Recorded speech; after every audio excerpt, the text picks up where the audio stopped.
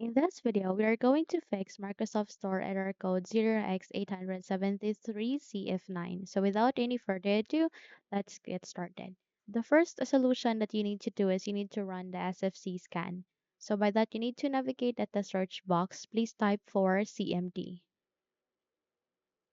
Once you have typed it, kindly wait until you can see a best match, which is a command prompt system. And once you have seen it, you need to navigate to the right side and click on Run as Administrator.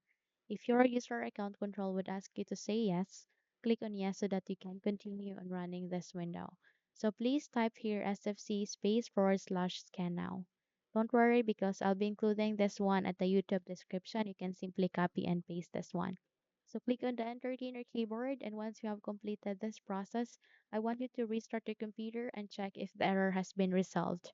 However, if not, then navigate to the next solution, and that is to clear the Microsoft Store cache.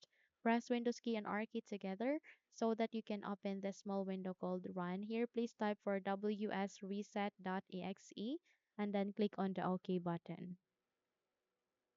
So once you have completed this procedure, I want you to check if the error has been resolved, okay?